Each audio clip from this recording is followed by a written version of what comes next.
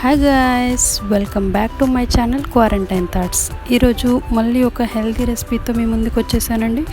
So వీడియోలోకి వెళ్ళబోయే ముందు ఈ ఛానల్ కనుక మొదటిసారి చూస్తున్నట్టయితే ప్లీజ్ సబ్స్క్రైబ్ చేసుకోండి. దాని పక్కనే ఒక గంట సింబల్ వస్తుంది, దాన్ని కనుక క్లిక్ చేసినట్టయితే నేను ఎప్పుడు ఏ వీడియో అప్లోడ్ చేసినా మీ వరకు నోటిఫికేషన్స్ ఈజీగా వస్తాయి. సో ఈరోజు రెసిపీ వచ్చేసి తోటకూర చుక్కకూర పులుసు అండి. సో దీనికి కావాల్సిన పదార్థాలు 3 నుంచి 4 చిన్నవి తోటకూర కట్టలు, ఒక 2 చుక్కకూర కట్టలు తీసుకున్నాను. అవి నీట్గా కట్ చేసుకొని వాటర్లో కడిగి పెట్టుకోవాలి. ఆ తర్వాత 2 మీడియం సైజ్ టొమాటోలు అండ్ ఒక పెద్ద ఆనియన్ అండ్ ఒక 4 నుంచి 5 గ్రీన్ చిల్లీ, కొంచెం శనగపప్పు, 10 నుంచి 12 వెల్లుల్లి రెబ్బలు, ఒక నిమ్మకాయ సైజ్ అంతా చింతపండు. వీటన్నింటినీ తీసుకొని వాటర్తో బాగా కడిగి కట్ చేసుకొని పక్కన పెట్టుకోవాలి. ఈ ప్రాసెస్ అంతా మనం కుక్కర్లో చేసుకుంటున్నామండి. శనగపప్పును కూడా బాగా కడిగి వాటర్లో నానబెట్టుకోవాలి. కొత్తిమీర కూడా తీసుకోవాలి. తర్వాత కుక్కర్ తీసుకొని ఈ కట్ చేసి పెట్టుకున్నటువంటి తోటకూరని చుక్కకూరని వాటిలో యాడ్ చేసుకొని ఆ తర్వాత టమాటా ముక్కలు, ఆనియన్స్ అండ్ గ్రీన్ చిల్లీ వీటిని కూడా యాడ్ చేసుకోవాలి.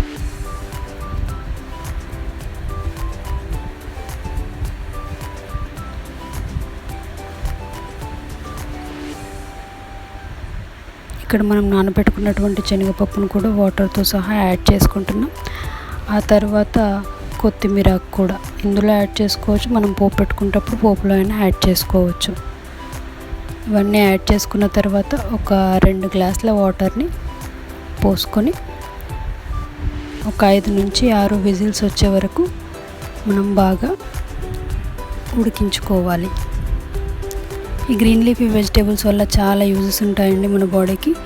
ఇవి rich of vitamins, minerals, fibre కూడా ఉంటుందండి. వీటిని డైలీ తప్పకుండా మన ఫుడ్లో ఇంక్లూడ్ చేసుకున్నట్టయితే చాలా హెల్త్ బెనిఫిట్స్ ఉంటాయి. సో 5 నుంచి 6 విజిల్స్ వచ్చిన తర్వాత ప్రెషర్ పోయేంత వరకు వెయిట్ చేసి కుక్కర్ మూత తీసి ఇలా బాగా పప్పు దువ్వతో మ్యాష్ చేసుకోవాలి. అన్నీ బాగా కలిసేలాగా బాగా మెత్తగా అయ్యేలా అంతవరకు మనం మ్యాష్ చేసుకొని పక్కన పెట్టుకోవాలి. తర్వాత దీనికి మనం పోపు పెట్టుకుంటున్నామండి. సో పోపుకు కావాల్సిన పదార్థాలు అయితే 4 నుంచి 5 రెడ్ చిల్లీ, ఇంగువ, కరివేపాకు, కొత్తిమీరాకు అండ్ వెల్లుల్లి రెబ్బలు, కొంచెం నెయ్యి కూడా యాడ్ చేసుకుంటున్నామండి. పోపులో చాలా టేస్టీగా ఉంటుంది నెయ్యి యాడ్ చేసుకున్నట్టయితే. సో స్టవ్ ఆన్ చేసి స్టవ్ పైన పోపు ముక్కుడు పెట్టి దాంట్లో 2 నుంచి 3 టేబుల్ స్పూన్ల ఆయిల్ అయితే యాడ్ చేసుకుంటున్నాం. దానిలోకి 1 టేబుల్ స్పూన్ ఆవాలు, 1 టేబుల్ స్పూన్ జీలకర్ర ఆయిల్ హీట్ ఎక్కాక యాడ్ చేసుకోవాలి.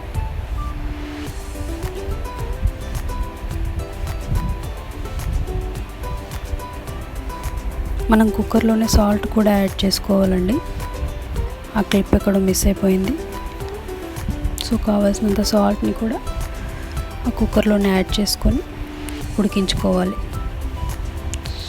సో ఇవి 2 చిటపటలాడిన తర్వాత రెడ్ చిల్లీ, వెల్లుల్లి రెబ్బలు దంచి పెట్టుకున్నటువంటి తొక్క తీయకుండా వేసుకుంటే ఇంకా టేస్ట్ ఎక్కువగా ఉంటుందండి. ఆ తర్వాత కరివేపాకు ఒకదాని తర్వాత ఒకటి యాడ్ చేసుకుంటూ బాగా వేగనివ్వాలి.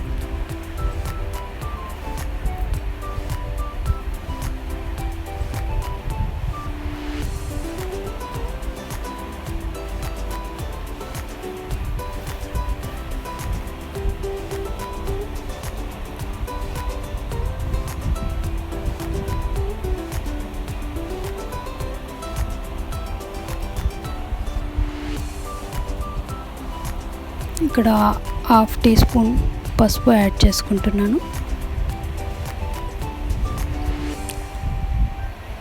లాస్ట్లో మనం ఇంగువ, కొంచెం నెయ్యి, కొత్తిమీరాకు ఇవి కూడా యాడ్ చేసుకొని బాగా వేగాక స్టవ్ ఆఫ్ చేసుకోవడమే.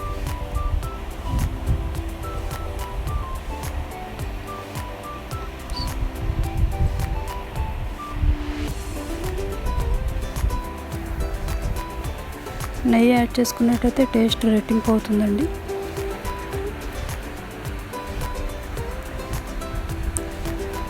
కొత్తిమీర యాడ్ చేసుకొని దీని అంతటిని మనం ఉడకబెట్టి పక్కన పెట్టుకున్నటువంటి ఆ పప్పు పులుసులో యాడ్ చేసుకోవాలి.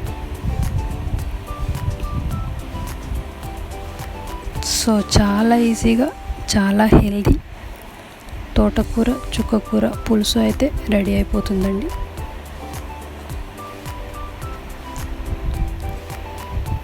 ఆ తర్వాత సర్వింగ్ బౌల్లోకి డిష్ అవుట్ చేసుకొని సర్వ్ చేసుకోవడమే. చాలా టేస్టీగా ఉంటుంది ఫ్రెండ్స్, తప్పకుండా ట్రై చేయండి. సో ఈ వీడియో కనుక మీకు నచ్చినట్టయితే please like, share, subscribe to my channel quarantine thoughts. Thanks for watching.